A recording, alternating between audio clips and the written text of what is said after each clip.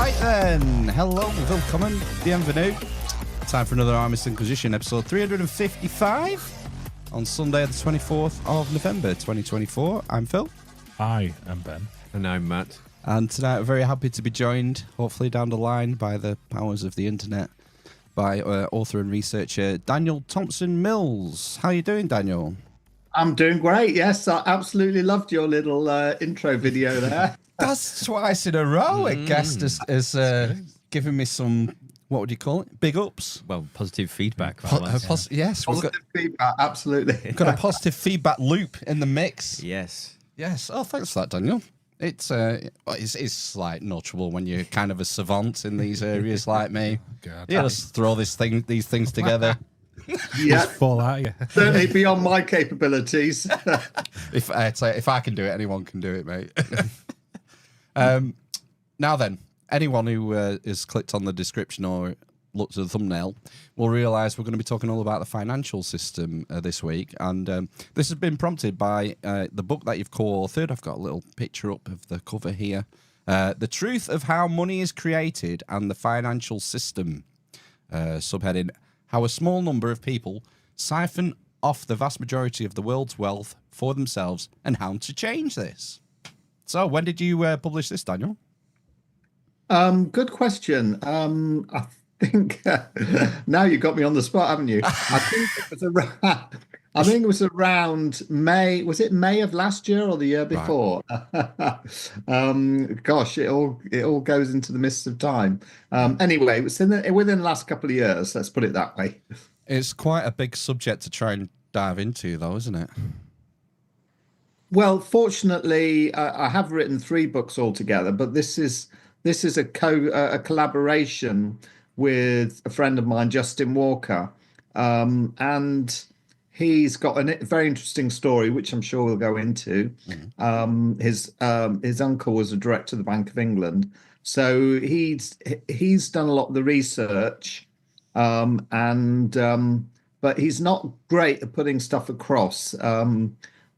So I've brought my skills to bear in making things very accessible and understandable, but also added some content to the book as well, particularly on decentralized solutions.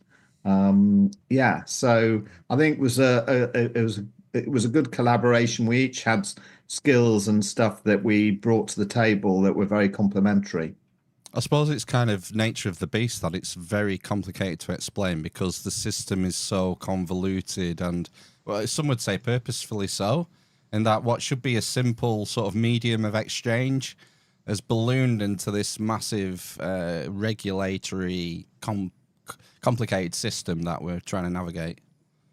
Well, yes and no. I mean, the thing is that when you start talking about subprime mortgages and all that sort of thing, trying to get your head around that is, but ultimately, I like the money system and approaching this topic, particularly for those people that are still very much based in the kind of mainstream paradigm, is that it's very easy to explain the nub of it in a few minutes.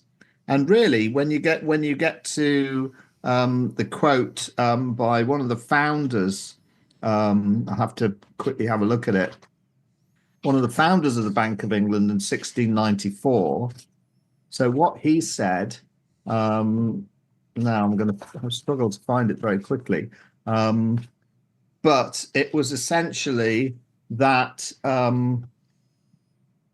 the Bank of England hath benefit, I think I can remember it, the Bank of England hath benefit of all monies on which it, the bank hath benefit of interest on all monies which it lends to the government, something along those lines. I butchered the quote slightly, but it encapsulates the debt-based money system in one sentence, and that was from one of the founders of the Bank of England. And he was a slave trader. He was a privateer, and so it's that sort of person that was setting up the Bank of England.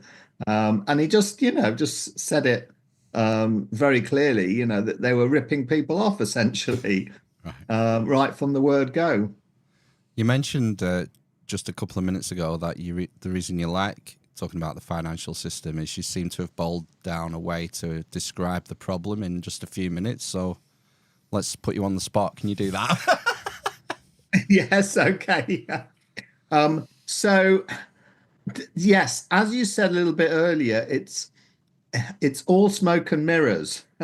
And we're given this impression, but it's never said explicitly, that the Bank of England is somehow part of the government or part of the state. And although it's got some independence, it seems, from the government, but they're serving the interests of the British people and so on and so on.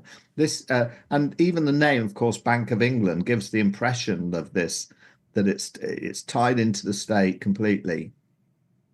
But no, the nub of it is that the Bank of England and in fact, virtually all central banks around the world. So, for example, the Federal Reserve in America, the European Central Bank for the EU, etc., etc. They're all private institutions with private shareholders. And certainly with the case of the Bank of England, it was formed by Royal Charter in 1694. So we don't know who these shareholders are, although we can have a good guess.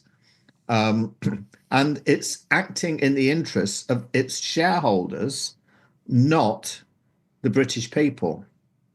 So if you just think of the Bank of England, renaming it the Bank of the Rothschilds UK branch, it's not just the Rothschilds, but we can, give a good guess that they're going to be some of the key people involved in the Bank of England. And the Federal Reserve in America, for example, being the Bank of the Rothschilds US branch, then all of a sudden it makes it a lot clearer as to what the system is. And then at the top of the financial pyramid, we have an institution which never gets mentioned in the news, in the newspapers, in discussion, debate, in the mainstream. It never gets mentioned. And yet this is the most powerful financial institution in the world. It's called the Bank for International Settlements, or the BIS. And this is based in Basel in Switzerland. It was set up in the 1930s by a guy called what was his name? Montague Norman, who was the director of the governor of the Bank of England at the time, and a guy who's got I won't try and pronounce his name, but a German guy who became the Minister of Finance for Hitler. So they set it up in the 1930s, and it's essentially the central bank of all central banks. So all money flows to the BIS. Ultimately, and that's where that's when I say on the front cover of my book in the subtitle that all the wealth of the world largely is being siphoned off to a few people. This is the infrastructure that brings that about. So we're all slaves to the system. Well, generally people are doing a job they don't like. For the vast, spending the vast majority of their time waking life, giving energy to this corporate system, whatever you like to call it, and all of this energy, time, and wealth that's created is being sucked out of us by a few people. We can call them the bankers, and who knows who these people are exactly. But they're not the people that appear on the news. They're in the shadows. And they're happily pulling the strings behind the scenes, a bit like the Wizard of Oz, behind the curtain, pulling the levers So that's it in a nutshell, really. Does that all make sense? I was just wondering, so it's called the Bank of International Settlements, did you say, the BIS? Yes. So what's their kind of ostensibly their role as a financial institution? What are they sort of set up to do? Well, they are set up to be really the final clearinghouse for all the central banks. Oh, right. So we have to take a step back first and say, okay, so we've got commercial banks that members of the public like you and me interact with. So we have bank accounts with Barclays Bank or Lloyds Bank or HSBC or whatever. They're the commercial banks. Now, beyond that, each country has a central bank. And that central bank, as I say, is virtually for every country in the world, including the BRICS countries. Yes, indeed. India, China, Brazil, all those countries have private central banks that are all members of the BIS. So they're tied in completely with the same financial system. And so firstly, what does the Bank of England say in this country do? Well, the government says, right, well, we want to facilitate trade in the economy. We want to put enough money into the economy for there to be trade. Okay, so what do they need to? What do they do? Well, they could print their own money, but no, that's not the way it's done, and it hasn't been done for a long time. What happens is the central bank, this private institution, says, well, we're going to print the money and we're going to lend it to you at interest. How about that? How does that sound? Lend it to the government. Lend it to the government at interest. Right. So, how much does it cost to print a £50 note, say? Well, maybe a couple of pence at the most. So they're creating money out of thin air, and then they're lending it at interest to the government. So the government says, of course, the government is essentially the puppets of these people. The government says, well, thank you very much. Now I can put that money, those notes into the economy to facilitate trade. But hang on a sec, I've got to pay that back to you at interest. So how am I going to do that? Well, it's no surprise that when the Federal Reserve was set up in the United States, was around the same time that they started the equivalent of the inland revenue in America. In other words, they started taxing people. Because how are you going to get the money back to pay them? How are you going to get the money to pay the bankers back and pay them back at interest? You're going to have to tax people, or you're going to borrow more money from the bankers to pay them back. So this is what national debt is, and this is completely why we have national debt. We wouldn't have national debt if it wasn't for this system. And all of that money is owed to the bankers, and this is everybody in this country owns a part of that trillions and trillions of pounds to the bankers, and it's forever increasing because we can never pay that debt back, and it's because we're having to constantly borrow more money.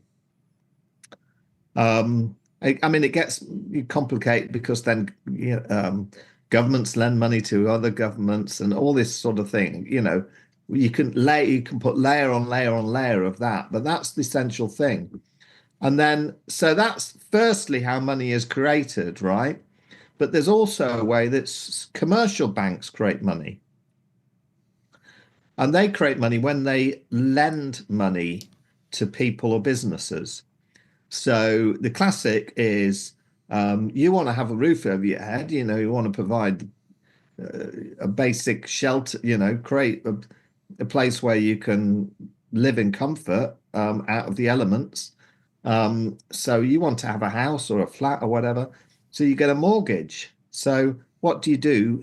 You put your signature onto a document, which, funnily enough, although I've never signed a mortgage myself, apparently this is the case. The bank doesn't sign the document. It's just you that signs the document. And you're given the impression that by signing this document, you're making an agreement with the bank. The bank says, right, I've got reserves.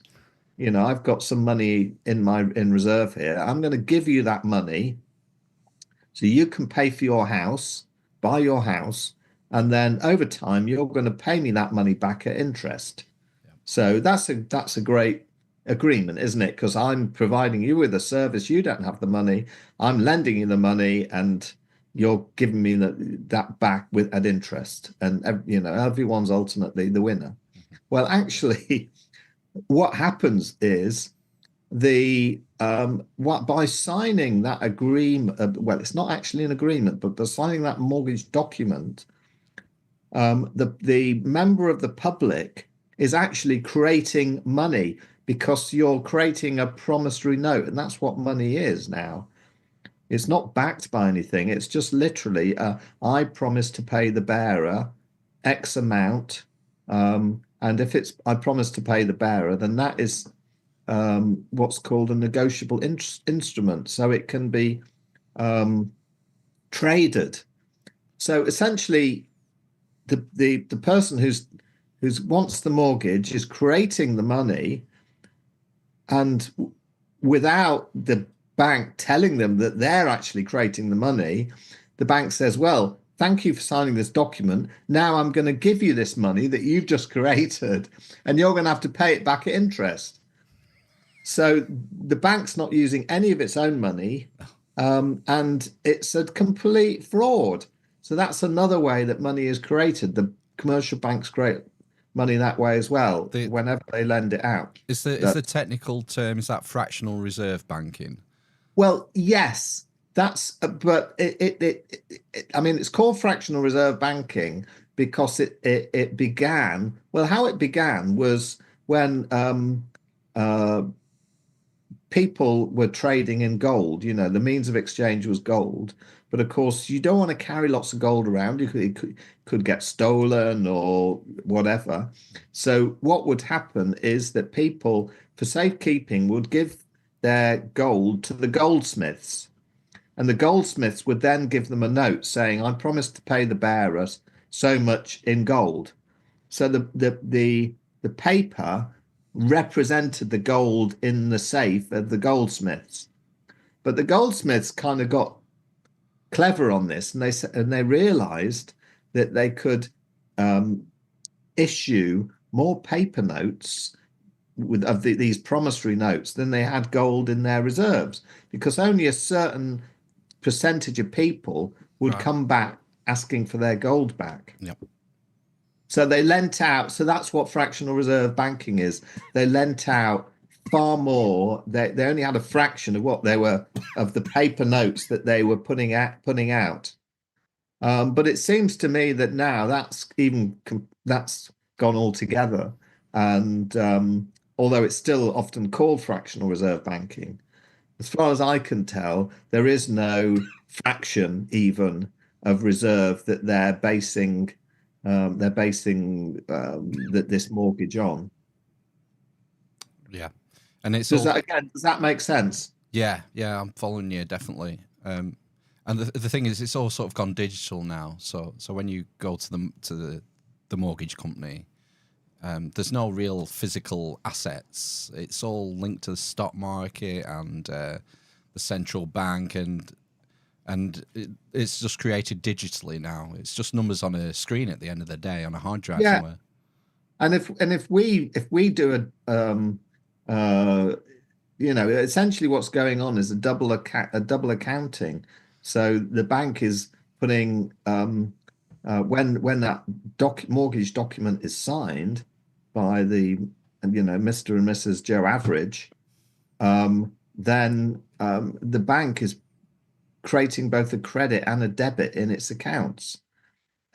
So it's a double accounting fraud, essentially. Now, if we did that in our tax returns, we'd get, done for diddling, but of course the banks don't get done for diddling. Just to go back to the Bank of England, you mentioned it was in the 17th century when it was given a royal charter. I guess, would it have been one of the Stuarts or maybe William of Orange back then? What was the rationale for creating it in the first place? Do you know? Well, the rationale was war. I mean, money has what a shocker. So much connection with war, of course. So the kings of England and the kings of many kings and queens of many countries, particularly, of course, in Europe, we're focusing on at that time, would always want to be having wars. The English would want to have wars with the French or whoever. So the monarchies would want to raise finance to pay for those wars. And we can even see that happening in at a later time in America, with Lincoln, for example, wanting to raise money to pay for the Civil War. Oh, the greenbacks. Yeah, well, that brings us on to greenbacks. Right. So that's why, and of course, the bankers really just maneuvered themselves into a position of power and influence where they could say, well, of course we can help fund your war, but as long as we just do it this way, which is that we give you the money, but you have to pay it back at interest, rather than just creating your own money or using your own reserves. Right. And so that's how the Bank of England was formed. And forever since then, it has been completely enmeshed in all the wars, really, that go on around the world.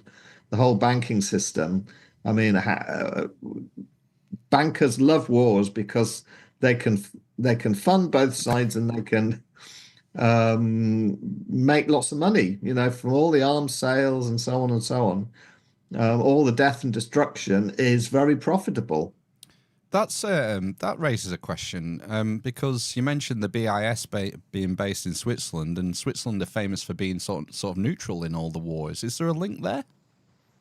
Well, funnily enough, during the Second World War, so that was not long after the BIS had been created, you had Americans working alongside British, working alongside Germans. Hang on a sec.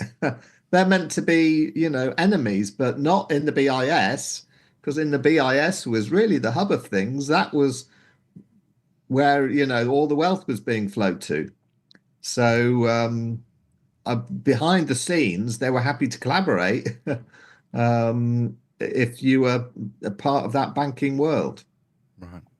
And yes, but certainly being based in Switzerland keeps it kind of a bit off the radar as well. So the BIS, it's completely unaccountable. All the meetings are in secret. They even have diplomatic immunity. They don't pay taxes. They just call the shots, essentially. To be fair, taxes are for paupers like us, for peasants, Daniel, aren't they? I mean, rich people don't pay taxes. I mean, rich people. No, of course not. Or if they do, it's just a tiny fraction of what their wealth is. Yes. I remember on this podcast years and years ago, I'm self-employed, and I remember years ago looking it up, and I'd paid more tax than Facebook PLC had done in the UK in one particular year. And it just makes sort of a mockery of it all, doesn't it? Yes, absolutely. You Yes. did turn over 8 billion that year, though, Phil. I didn't turn over 8 billion. That's where I went wrong. Yeah. But it does change your perspective when you go self-employed, because most people, they leave school or college or uni and they get a job as an employee working for someone, and the PAYE system is the best scam that they have going, because the money's taken out at source and people don't even notice it. They don't even think about it. But once you go self-employed and you have to write a check for several grand every year, you actually start taking notice of where governments are spending it and what they're spending it on. Yes. And that sort of thing. Yes. Shall I tell the story now of Justin Walker and then leading on to the Bradbury Pound? Because I think Absolutely. Yeah, definitely. very important to get that in, really. So the book, as you mentioned, got it here. It's the only book on the money system that I know of that tells the story of the Bradbury Pound. Well, I'll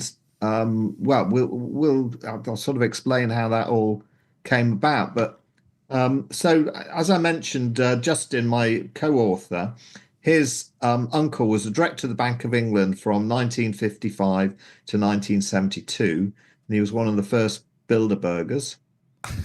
Wow. And his name was Lord Pilkington.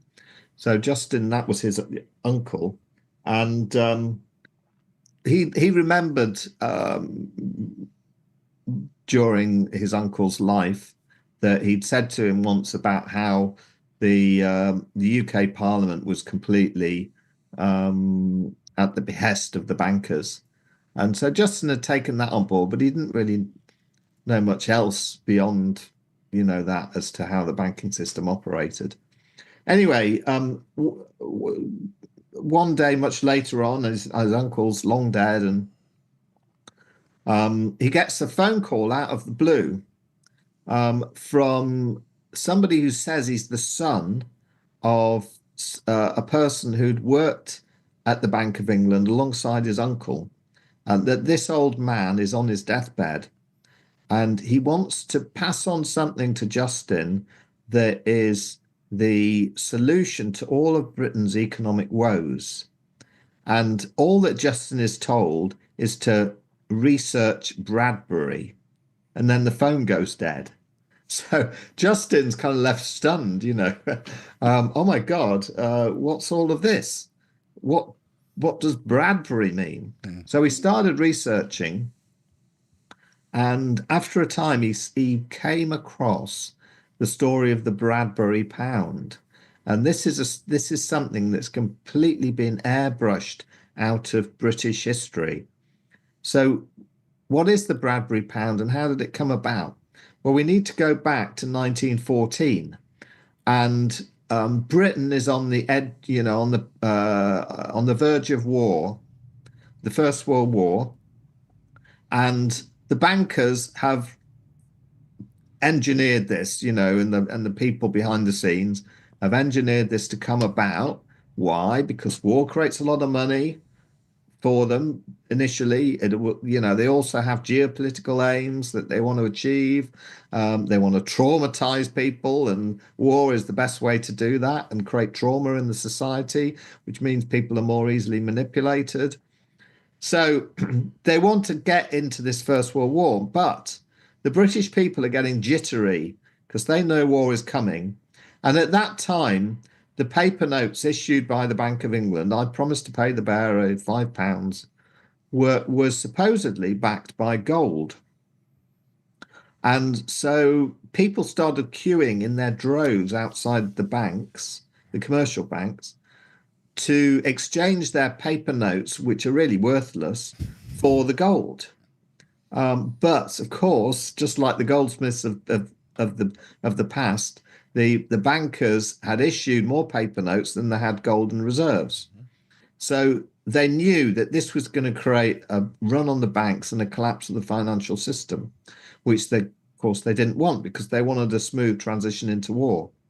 So what they did was the bankers went to the government at the time, and we had Lloyd George, who was the Chancellor of the Exchequer, for example, and they said, hey guys, what we want you to do is close the banks for a while, and in the meantime, issue yourself, as a government, issue money, and when people come back after the banks are open again to exchange the Bank of England notes, rather than giving gold, what we'll do is we'll give them these UK government issued notes.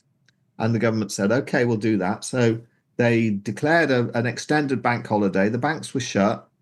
And then when they reopened, in the meantime, they'd printed all these notes, which became known as the Bradbury Pound because Sir John Bradbury's signature was on them, and he was the permanent secretary of the Treasury at the time. So that's how they were nicknamed the Bradbury Pound. So people, as I say, then started queuing up outside the banks again. And they were said, well, they were told, we can't give you the gold, but what we can do is give you these notes, which are issued by the UK Treasury. And people accepted that. And I don't know the answer to why they accepted it at the time, but they did. And then they went into circulation in the economy. And this is debt-free, interest-free money. This is really important. Unlike the Bank of England notes, which are based on debt, as we've heard, and interest, this is issued by the government, by the UK Treasury. So debt-free, interest-free money. And the government did it very cleverly that they put enough notes into circulation so that it would facilitate trade without creating inflation. So just enough you could facilitate trade, but if you put too much into the economy, then you create inflation. If you put too little into the economy, you the trade is a bit stifled. So they did that, and what was this money backed with? Well, it was backed with the output of the country, what we call today the gross domestic product, or GDP. So it was really based on the creative energy of the British people, in a way, you could put it that way. And they were the Bradbury Pounds became very popular. And then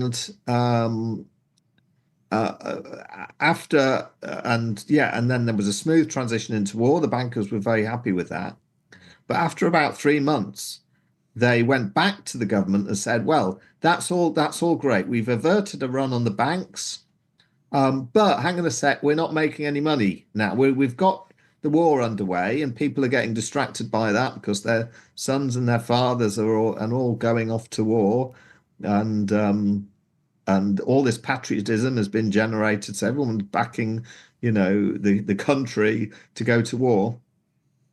But now what we want to do is we want to make money from this war. So we want to go back to the debt-based system.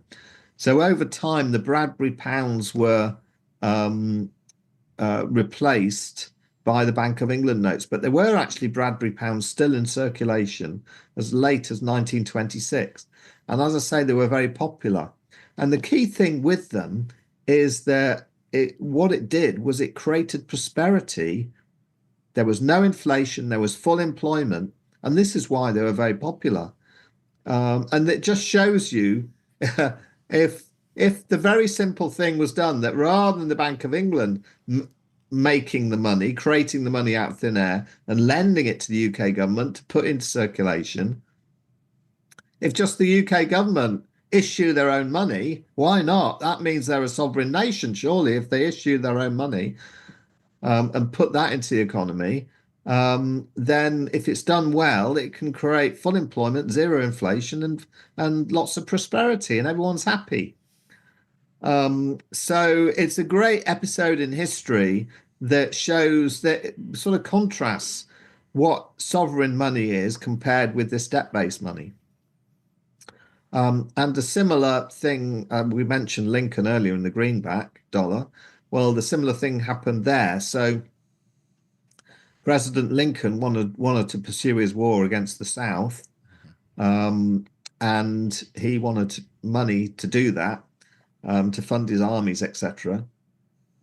So he went to the bankers in New York and said, will you help me pay for this war? And they said, oh, yeah, of course we will. Yeah, we'll happily lend you money at this exorbitant rate of interest. And President Lincoln said, well, stuff that. I'm just going to create my own money then. I don't want to pay you, pay this ridiculous interest. So he went on to print greenback dollars, as they became known. And again, they were very popular. Now we're talking the 1860s here, when this was going on, and there was still some greenbacks in circulation as late as the 1990s. Wow! Yeah, incredible. But of course, what happened to Lincoln? Well, Didn't he end won well. the war against the South, but then what happened to? He didn't last very long after that, did he? Yeah. Do you think? I wonder why he got bumped off. I know. I mean, that's the obvious sort of thing that we jump to. Do you think there's actually any evidence that that's the reason he was taken out, because he was messing with the currency? Well, according to John Hamer's research, I forgot the name of the guy that shot him in the theatre. John Wilkes Booth. That's the one. Yes, thank you. He was a 33rd degree Freemason. He wasn't just some nutter, He was somebody who was quite high up in the secret society of the Masons. And so I can only imagine he was doing the bidding of, people like the bankers. I mean, it makes sense to me. I haven't got definite proof of that, but it certainly, that's where I would say all the evidence and suspicion goes to. I seem to remember, wasn't there like a modern revival of the Bradbury Pound? I seem to remember like Jeremy Corbyn years ago getting involved in some sort of campaign with it. Well, yes, you say that because Justin, once he found out this story, and it's been talked about by various people over the years, and books have been written and stuff, but it's all been hush hush and kind of buried, understandably, because the bankers don't want this story to be told.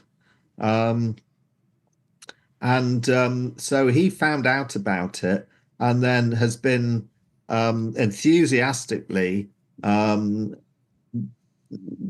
to get this story noticed, with the idea that, well, we can have a new Bradbury Pound. All we need to do is, the UK government can issue its own money again. Why not? Let's have a new Bradbury Pound and do it, and do it in a very clever way, as it was done originally. And he managed to get people like Jeremy Corbyn on board to put forward early day motions in Parliament and so on. Right. But surprise, surprise, when Jeremy Corbyn was leader of the Labour Party, he very quietly dropped that idea, because even he felt too intimidated to go up against the bankers, because they're extremely powerful, of course. And and Lincoln, I'm sure, is not the only one who's been bumped off, who's gone against them. Well, often funny things happen to politicians when they reach the top. Like Jeremy Corbyn was a famous Eurosceptic for decades, and then as soon as he became leader of the Euro Party, Freudian slip, the Labour Party, he was less outspoken about wanting to leave the EU. But I don't know. Going back to the Bradbury Pound, how do you think it would affect? Because we seem to be more interconnected as a country these days. If one country like the UK decided to introduce something like a Bradbury Pound system, start printing them, do you think there'd be negative impacts from other financial institutions across the world to try and shut it down? Well, the reality is, what I like about the Bradbury Pound, as I say, is just the story itself shows that it's so simple to get away from this yoke that we're under. But it's, in practice, it's not going to happen, because you need to have a government to begin with that's acting in the interest of the British people. Well, we don't have that. And even if we did, as you say, the larger forces in the world are not going to sit by and just allow that to happen and watch country after country follow the same example. Right. I think realistically, a sort of centralized solution like that is not going to work. It's not going to happen. And this is where we want to really focus on, well, let's just do it ourselves from a decentralized basis.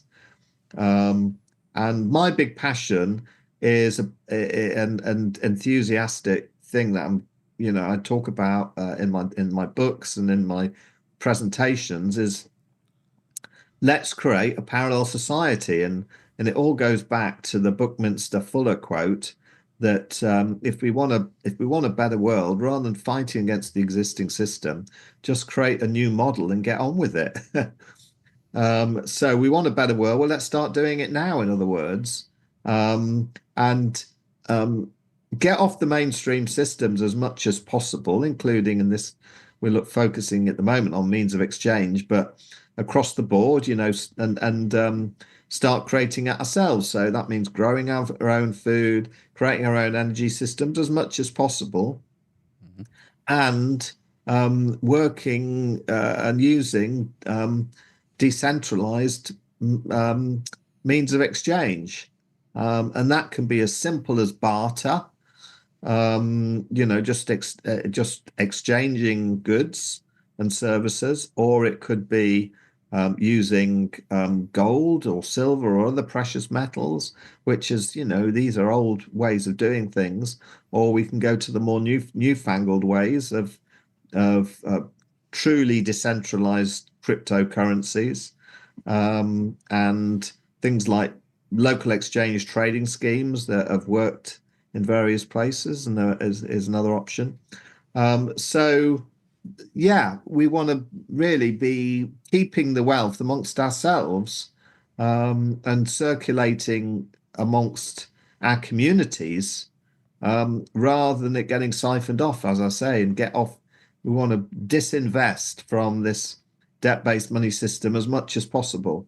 Now, the reality is, with the world as it is at the moment, I think it's sensible to have some Bank of England, if you like, money in your commercial bank account, to have some Bank of England notes in your possession, but so we can still have one foot in that world, which is generally needed unless you go and live in Costa Rica and somewhere are able to be completely self-sufficient. But otherwise, yeah, we need at the moment we need to kind of stay with one foot in the existing system.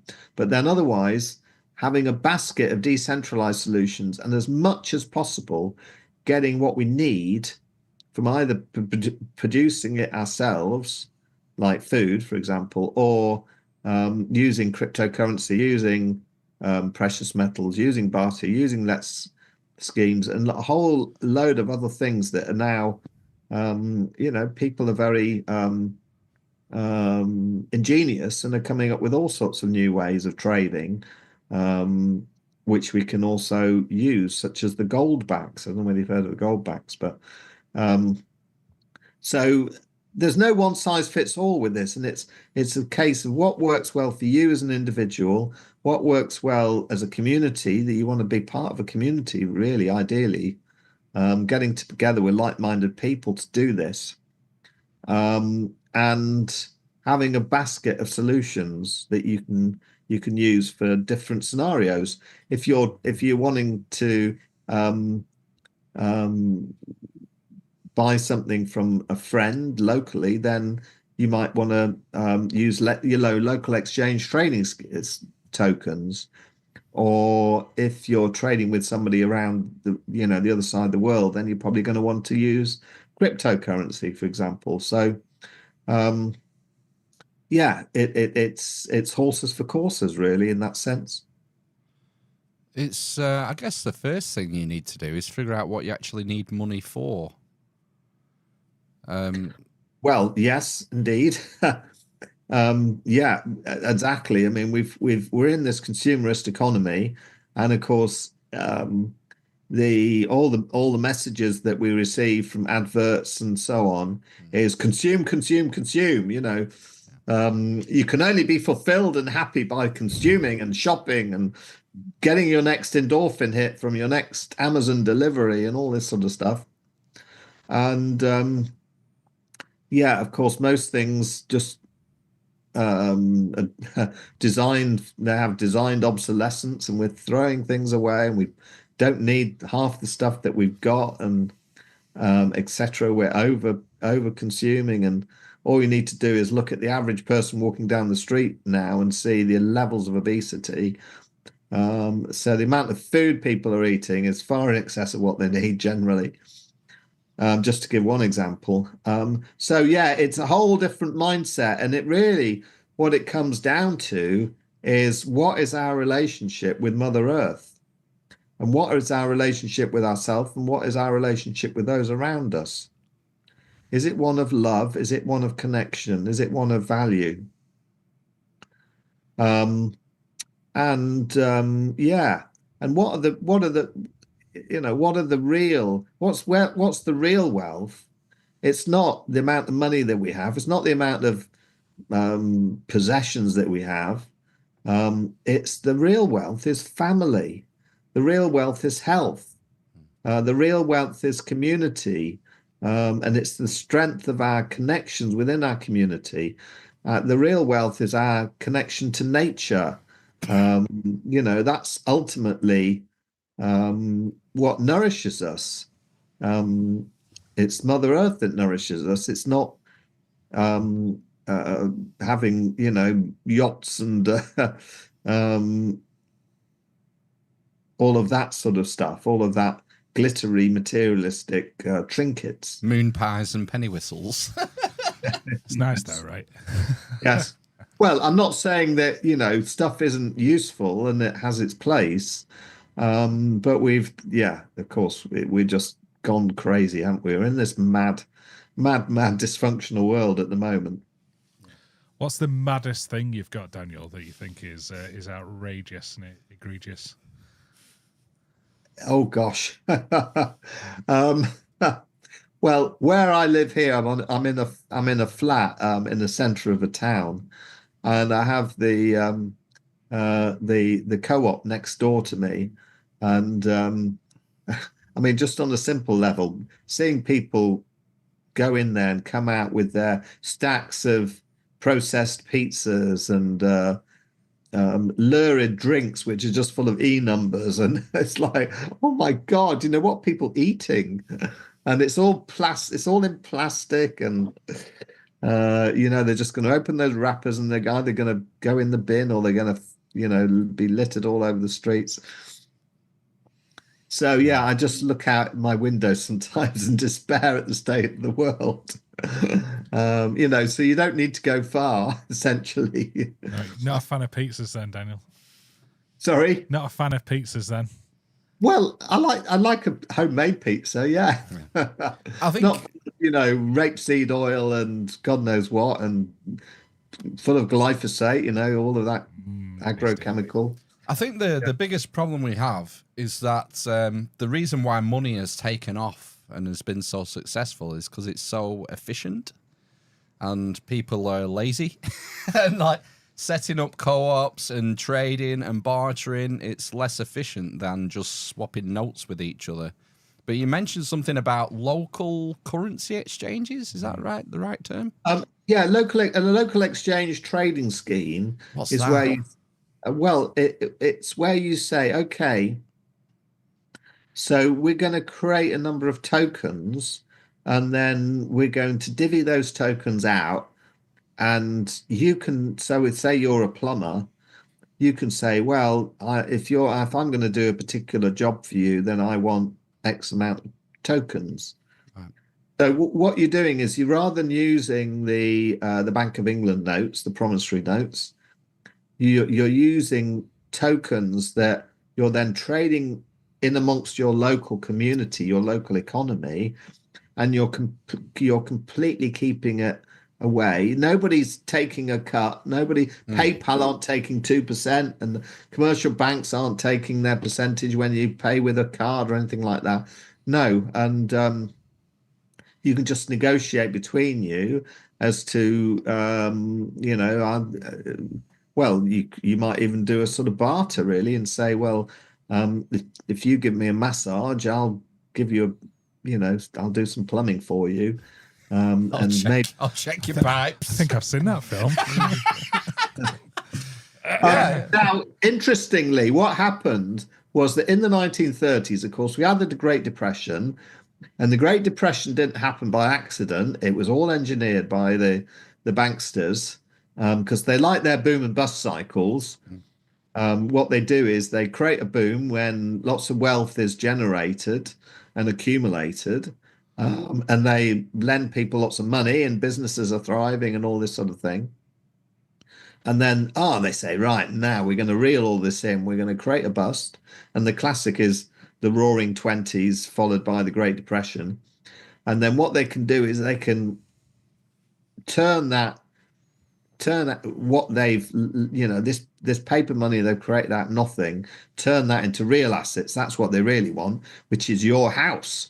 They can repossess your house when the economy collapses. They can repossess businesses. They can get real assets. So that was what was going on in the 1930s, and a lot of people, as we know, were in extreme hardship. Now we've got a town in Austria that says, right, well, we're going to create this local exchange trading scheme, and it not only meant that, well, essentially what happened was that it started to create prosperity. And they were able to actually buck the system, if you like, and not be in this depressed economic situation all of a sudden, because they were just getting on with themselves, a decentralized solution. And then other towns around start to look at this town and say, oh my God, we're going to do the same thing. So it was going to go viral, as they say now. And the bankers obviously thought, fuck, we want to put a stop to this. So they then started using legal shenanigans to make sure that this was stopped and couldn't continue under threat of, legal sanctions, etc. Right. Yeah. So yeah, I think when you're in a real emergency, in particular, people are very ingenious. Will create these ways of doing things, and but at this stage of where we're at with the financial system, if you're in the know like we are, then you know that these central bank digital currencies are just around the corner. They're being planned for us. And what's the central bank digital currency? Well, in this country, you could call it the digital pound. That is when there'll be no cash and all money will be electronic, and it'll be issued by the central bank directly to us as members of the public. And so this is a complete change to the financial system in that sense. And what is it? Well, it's programmable money, because now every transaction is going to be recorded, and the bankers will know exactly where and when you're spending your money, which they don't know at the moment when you're paying in cash. And they say this themselves very clearly. We want to stop that because we want to have absolute control over every transaction, and then they can program your account. So if you've been a bad girl or boy politically, then they can just say, right, well, you're not going to be able to spend your money now. You've gone on a march against the whatever. There's a famous clip of Ursula von der Leyen, Queen Ursula of the EU, where she's talking to someone. I can't remember if it was a finance minister, but they were talking about the digital euro and how they were going to limit people's wallets. So we might limit it to 300 euros, maybe 800 euros. We'll transactions. We'll put that at 200 euros, say, for the time. Yeah, well, you go to complete the shop. Control of your money. Well, yeah, you go to the shop and you want to buy a packet of sausages, for example, and they say, well, no. You've had your limit for meat this week. Yeah. Or you go to, you travel 50 miles and you try and spend your money. No, you're outside your zone. That's geofencing, that's called, yeah. Yes. Yeah. So there's lots of ways it can be programmed. Now, this is what the bankers, the central bankers, the BIS, etc., they have in store for us. So we want to get going now with creating a parallel society, in my view, and with starting, and it can be on a very small scale to begin with these decentralized solutions. Yeah. So we're empowering ourselves. This is not from a place of fear. It's from a place of we want to thrive, and we want to not be slaves to the bankers and be forced to do their bidding because they have the reins of power through our money, principally, but in other ways as well. Well, no, we want to take back our power, and we want to come together in open-heartedness and create a better world. Yeah, a world where we're not abusing the earth, and we're valuing the earth, and we're taking what we need without greed, and we're benefiting our communities. We're keeping the wealth within the communities, at the grassroots, rather than it being siphoned off the whole time. So, yeah, I mean, really what I'm saying is let's just get on with it now. I mean, that's what it comes down to. Break the shackles of the slave system we're in. Well, I think that's a good place to wrap up, Daniel. Yeah. A good positive message to end on. Yes, it certainly is. Yeah. I've got your website up there, dandelionspeaks.msvr.uk. That's right. So I've got 3 books. One's on the financial system, as we've been talking about.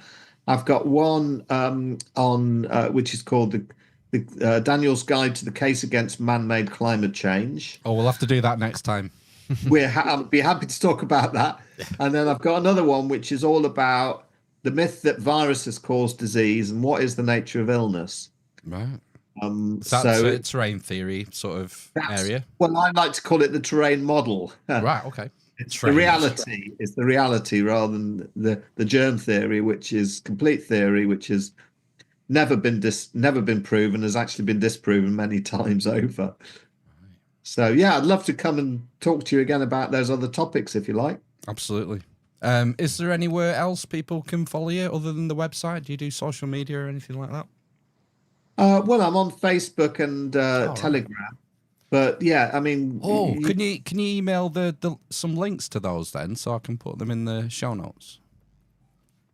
Yes, I could email you my Facebook account. I think. Yeah, and Telegram. Yeah. I know a lot of people watching, listening use Telegram. So if you've got a Telegram channel, that'd be great. Well, I haven't got a channel on Telegram. I've just got my, right. Yeah. I mean, I think probably the best way for people to contact me is through my website. Okay. And yeah, they can befriend me on Facebook if they want to. Super. Well, this has been fabulous, Daniel. Thanks for your time. Nice to meet you. Yeah, no, I really appreciate it. Thanks for having me on. And it's our pleasure. I'll drop you an email tomorrow. Brill. Thanks, Phil. All right. Take care. Have a good one. Cheers, guys. See you later. Bye-bye. Bye. Bye. Okay, that was Daniel. That was good. Interesting. It was. We're going to wrap up this part, and we'll be back after a short recess. 15 minutes. 12 minutes. 10. Never. Loads of good stuff to do. Got headlines. I've even got a little game to play. Ooh. Oh, God. We've got listener suspicious packages unopened, ready to. No, don't My open favorite. it. Open on air. So, yeah, if you're on YouTube, Spicy. we'll be back in 10 Why is it minutes. smoking? Sayonara. Bye. Bye.